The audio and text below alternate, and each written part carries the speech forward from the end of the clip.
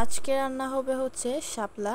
আর এই শাপলাটা কি দিয়ে রান্না করা হবে সেটা দেখতে হলে কিন্তু আমার পুরো ভিডিওটা অবশ্যই দেখতে হবে। চলুন দেখে আসা যাক আজকের শাপলাটা কিভাবে রান্না করা হয় এবং এইখানে কি কি উপকরণ দেওয়া হয় সবটাই দেখাবো শুরু থেকে। হ্যালো এভরিওয়ান, আসসালামু আলাইকুম। কেমন আছেন সবাই? আশা করছি সবাই অনেক অনেক ভালো আছেন। সঞ্জিতা হামিদ ব্লগে সবাইকে স্বাগতম। এখানে প্রথমে নিয়ে নিলাম একটা নারিকেল, আর নারিকেলটা সুন্দর করে ছুলে নিয়ে আসলাম। এরপর নারিকেলটা কেটেও নিয়ে আসলাম, যেহেতু শাপলাটা রান্না করার সময় নারিকেল দেওয়া হবে। আর এই নারিকেলটা ছিল আমার শ্বশুরের গাছের নারিকেল। আর এখানে এতটুকু পরিমাণের পানি হয়েছে, পানিটা এত একটা বেশি মজা লাগেনি, কিন্তু নারিকেলটা অনেক বেশি মজা লেগেছে। তো এখানে চলে এলাম নারিকেল কোড়াতে।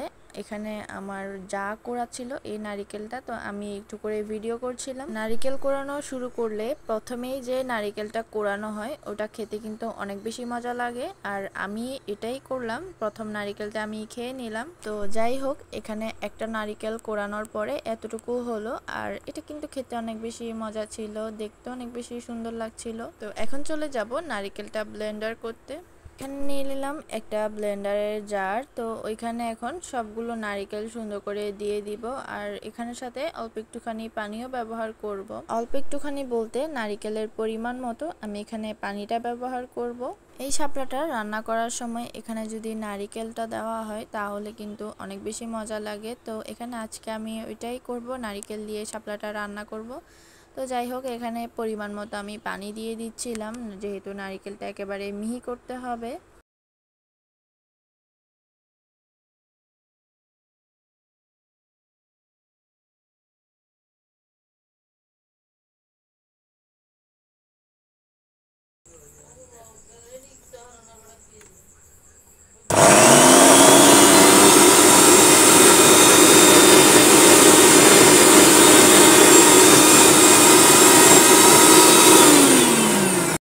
প্রথমেই যে নারিকেলে আমি পানিটা দিয়েছিলাম ওই পানির পরিমাণটা অনেকটাই কম পড়েছিল, যার কারণে নারিকেলগুলা অত একটা মিহি হয়নি। এই জন্য আমি নিয়ে নিলাম একটা চামচ আর আরেকটুখানি পানি দিয়ে দিচ্ছিলাম। আর চামচটা দিয়ে সুন্দর করে সবকিছু একসঙ্গে আবারও ঠিক করে নিচ্ছিলাম। চলুন ফিরে আসছি নারিকেলগুলা মিহি করার পরে। এই তো বলতে বলতে চলেও এলাম নারিকেলগুলো মিহি হওয়ার পরে। এখন আমি একটা বাটিতে ঢেলে নিচ্ছি। এই নারিকেলটা কিন্তু আমি সবগুলো ওইখানে দেব না, কিছুটা নারিকেল এখান থেকে বেঁচে যাবে, তো ওইগুলো আমি ডিপ ফ্রিজে সংরক্ষণ করে রাখবো। আপনারা এভাবে নারিকেলটা কিন্তু একেবারে ব্লেন্ডারে জারে দিয়ে মিহি করে এভাবে আমার মতো বক্সে করে ডিপ ফ্রিজে সংরক্ষণ করতে পারেন। নারকেলটা কিন্তু একেবারে কিছুই হবে না, যখন তরকারি রান্না করবেন তখন একটু একটু ব্যবহার করতে পারবেন। আজকে আমি এই শাপলাটা রান্না করব হচ্ছে ইলিশ মাছ দিয়ে। তো এখানে ইলিশ মাছ ভাজার জন্য ইলিশ মাছে একটুখানি হলুদ আর একটুখানি লবণ দিয়ে ভেজে নিলাম। ইলিশ মাছটা ভাজাভাজি শেষ করে একটা ডেকচিও চুলায় বসিয়ে দিলাম। আর এখানে দিয়ে দিলাম পেঁয়াজ কুচি আর একটুখানি রসুন। এখানে বাটা রসুনটা ব্যবহার করা হয়েছে। এরপর এখানে এটাকে একটু করে লাল করে নেওয়া হবে তেলের মধ্যে। ভাজতে ভাজতে এটা একেবারে লাল হয়ে যাবে। বলতে বলতে এটা লালও হয়ে গেল। এবার এখানে দিয়ে দিচ্ছে একটুখানি পানি, যেহেতু এটা পুড়ে যাওয়ার সম্ভাবনা, তাই এটা এখানে এখন পানি দিয়ে দেওয়া হলো। এরপর দিয়ে দেওয়া হলো জিরার গুঁড়ো, দেওয়া হচ্ছে মরিচের গুঁড়ো, এরপর হলুদের গুঁড়ো, এগুলো সবকিছু দিয়ে দেওয়া হবে একে একে। শাপলাটা কিন্তু আমি আগে কখনো রান্নাও করিনি, খাইও নি, আর এটা আমার অত একটা বেশি পছন্দও না। এখানে আমার শ্বশুর শাশুড়ি এই রান্নাটা অনেক বেশি পছন্দ করে।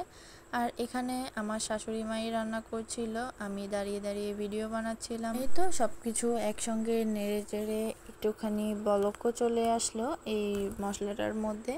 এরপর এখানে দিয়ে দেওয়া হবে হচ্ছে শাপলা। আর মশলাটা একটুখানি কষানোর পরে শাপলাটা কিন্তু দেওয়া হলো। অনেকেই ভাবে শাপলাটা কিভাবে কুটা হয়, কিভাবে রান্না করা হয় এবং কিভাবে খাওয়া হয়। আর এই জিনিসগুলো যারা জানে না, এই ভিডিওটা তাদের জন্যই। আমার ভিডিও দেখে আপনারা কিন্তু অবশ্যই এই শাপলাটা ইলিশ মাছ দিয়ে রান্না করে ট্রাই করে দেখবেন। এটা কিন্তু খেতে অনেক বেশি মজা লাগে। অল্প অল্প করে সবগুলো শাপলা এখানে দিয়ে দেওয়া হচ্ছিল।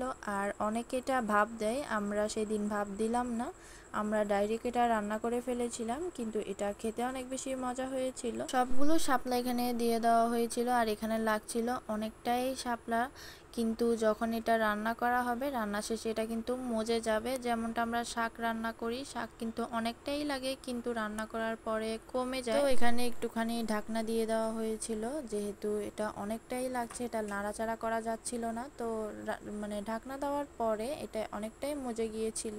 এরপর এটাকে নেড়ে চেড়ে সবকিছু একবারে উল্টে পাল্টে দেওয়া হচ্ছিল। শাপলাটা রান্না করার সময় প্রথমে কিন্তু পেঁয়াজ কুচিটা একটুখানি কম দিয়েছিল, মানে অল্প একটুখানি পেঁয়াজ কুচি দিয়েছিল, যার কারণে এখন আবার এখানের উপরে পেঁয়াজ কুচিটা দেওয়া হবে। আর দেখুন শাপলাগুলো কিন্তু আস্তে আস্তে মানে কমে আসছে, মনে হচ্ছে অনেকটাই কমে গিয়েছে, এখান থেকে অনেকটা সরিয়ে ফেলা হয়েছে এমন কিছু, কিন্তু এমন কিছুই না, এটা অনেকটা মজে গিয়েছে। এরপর এখানে দিয়ে দেওয়া হচ্ছে নারিকেল বাটা, যেটা আমরা ব্লেন্ডারের জারে মিহি করে নিয়েছিলাম।